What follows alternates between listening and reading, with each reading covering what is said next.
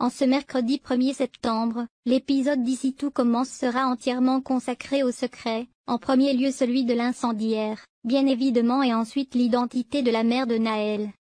Mais d'autres secrets vont pimenter l'épisode du jour, la maladie de Tessier et l'état de santé véritable d'Elliot.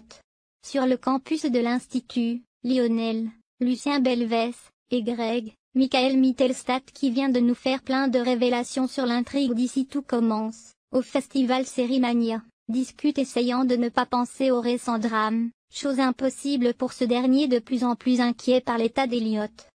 L'étau se resserre autour de Lionel. Hortense s'immisce dans la conversation en leur apprenant que tout le monde ici parle de Tom. Tom va se mettre quelques personnes à dos.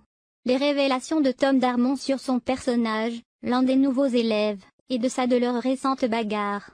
Soudain, Tom arrive et tout de suite Greg le chauffe. Soudain un texto tombe, tous les élèves de seconde année sont convoqués par Myriel. C'est la sidération qui se transforme peu à peu en angoisse, mais pourquoi cette convocation ? Lionel prétexte l'oubli de son téléphone pour s'éclipser et ne pas se mettre en tenue avec les autres, dans le vestiaire. Il dérobe une tenue neuve dans la lingerie en subtilisant les clés au nez et à la barbe de Kelly.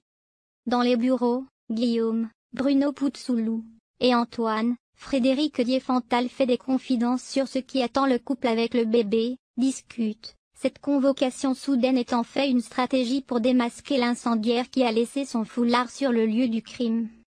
L'heure de la convocation a sonné. Antoine et Guillaume sont face aux élèves en tenue, ils scrutent l'absence de foulard, mais aucun ne manque à l'appel. Leur stratagème a échoué. Encore une fois Greg et Tom se croisent et ce dernier est encore une fois pris à partie par Greg. Lionel est de plus en plus mal à l'aise de cette situation. Plus tard dans la journée, Greg passe voir Elliot. Il essaie de lui remonter le moral, mais la tâche est difficile. Lionel arrive à l'improviste, l'atmosphère se détend jusqu'à ce qu'Elliot goûte un gazpacho que son ami lui a apporté, lui promettant un repas meilleur que celui de l'hôpital.